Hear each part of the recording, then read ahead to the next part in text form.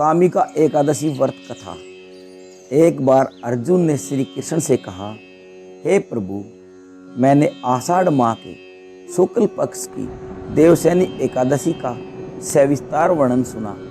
आप मुझे श्रावण माह के कृष्ण पक्ष की एकादशी की कथा सुनाने की कृपा करें। इस एकादशी का नाम क्या है? इसकी विधि क्या है? इसमें किस देवता का पूजन होता है? इसका उपवास करने से मनुष्य को किस फल की प्राप्ति होती है? भगवान श्री कृष्ण ने कहा, हे श्रेष्ठ धनुधर, मैं श्रावण माह की पवित्र एकादशी की कथा सुनाता हूँ। ध्यान पूर्वक श्रवण करो। एक बार इस एकादशी की पावन कथा को भीष्म पितामह ने लोकहित के लिए नारद जी से कहा था। एक समय नारद जी ने कहा, हे पितामह, आज मेरी श्रावण के कृष्ण पक्ष की एकादशी की कथा सुनने की इच्छा है, अतः आप इस एकादशी की व्रत कथा विधान सहित सुनाइए। नारद जी की इच्छा को सुन पितामह भीष्म ने कहा, हे नारद जी, आपने बहुत ही सुंदर प्रस्ताव किया है। अब आप बहुत ध्यान पूर्वक इसे श्रवण कीजिए। श्रावण माह के कृष्ण पक्ष की एकादशी का नाम कामिका एकादशी है। इस एकादशी की कथा सुनने मात्र से ही वाजपेय यज्ञ के फलों की प्राप्ति होती है।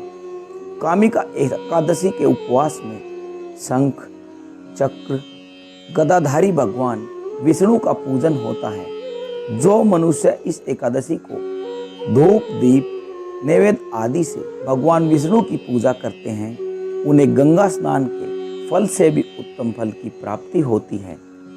सूर्य ग्रहण और चंद्र ग्रहण में केदार और कुरुक्षेत्र में स्नान करने से जिस पुण्य की प्राप्ति होती है, वह पुण्य कामिका एकादशी के दिन भगवान विष्णु की भक्ति पूर्वक पूजा करने से प्राप्त होता है।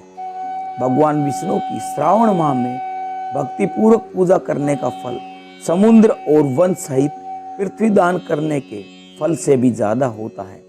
व्यतिपात में गंडकी नदी में स्नान करने से जो फल प्राप्त होता है, वह फल भगवान की पूजा करने से मिल जाता है। संसार में भगवान की पूजा का फल सबसे ज्यादा है, अतः भक्ति पूर्वक भगवान की पूजा न बन सके तो श्रावण माह के कृष्ण पक्ष की कामिका एकादशी का उपवास करना चाहिए। आभूषणों से युक्त बछड़ा सहित गौदान करने से जो फल प्राप्त होता है, वह फल कामिका एकादशी के उपवास से मिल जाता है। जो उत्तम द्विज श्रावण माह के कृष्ण पक्ष की कामिका एकादशी का उपवास करते हैं तथा भगवान विष्णु का पूजन करते हैं, उनसे सभी देव, नाग, किन्नर, पितृ आदि की पूजा हो जाती है। इसलिए पाप से डरने वाले व्यक्तियों को विधि विधान सहित इस उपवास को करना चाहिए। संसार सागर तथा पापों में फंसे हुए मनुष्यों को इनसे मुक्ति के लिए कामिका एकादशी का व्रत करना चाहिए। कामिका एकादशी के उपवास से सभी पाप नष्ट हो जाते हैं। संसार में इससे अधिक पापों को नष्ट करने वाला कोई और उपाय नहीं है।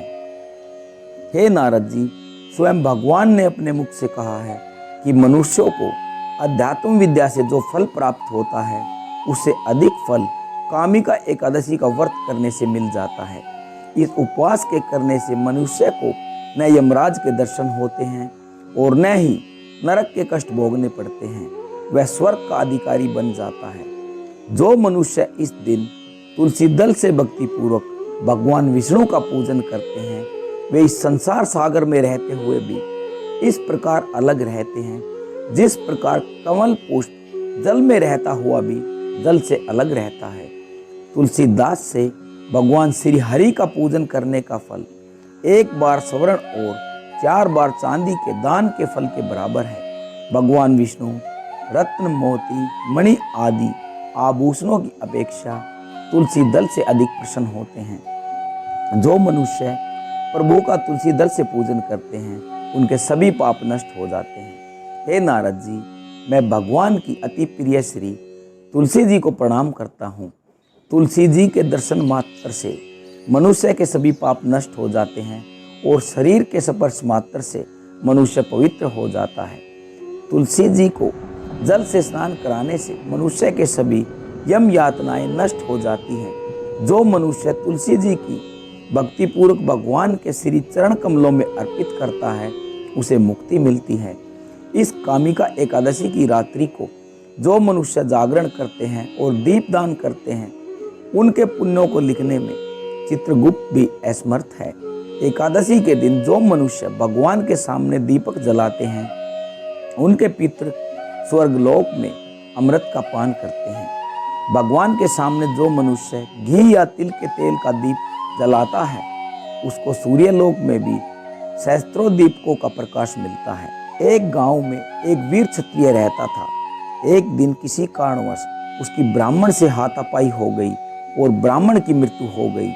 अपने हाथों मरे गए ब्राह्मण की क्रिया उस क्षत्रिय ने करनी चाहिए, परंतु पंडितों ने उसे क्रिया में शामिल होने से मना कर दिया। ब्राह्मणों ने बताया कि तुम पर ब्रह्म हत्या का दोष है, पहले प्रायश्चित कर इस पाप से मुक्त हो, तब हम तुम्हारे घर भोजन करेंगे। इस पर क्षत्रिय ने पूछा कि इस पाप से मुक्त होने के क्या उपाय हैं। तब ब्राह्मणों ने बताया कि श्रावण माह के कृष्ण पक्ष की एकादशी को भक्ति भाव से भगवान श्रीधर का व्रत और पूजन कर ब्राह्मणों को भोजन करा के सदशिक्षणा के साथ आशीर्वाद प्राप्त करने से इसे पापों से मुक्ति मिलेगी। पंडितों के बताए हुए तरीके पर व्रत कराने वाली रात में भगवान श्रीधर ने क्षत्रिय को दर्शन देकर कहा कि तुम्हें ब्रह्म हत्या के पाप से मुक्ति मिल गई है। इस व्रत के करने से ब्रह्म हत्या आदि के सभी पाप नष्ट हो जाते हैं और लोक में भी सुख भोग कर प्राणी अंत में विष्णु लोक को जाते हैं। इस कामिका एकादशी के महात्म्य के श्रवण व पठन से मनुष्य स्वर्ग लोक को प्राप्त करते हैं। जय श्री हरि विष्णु।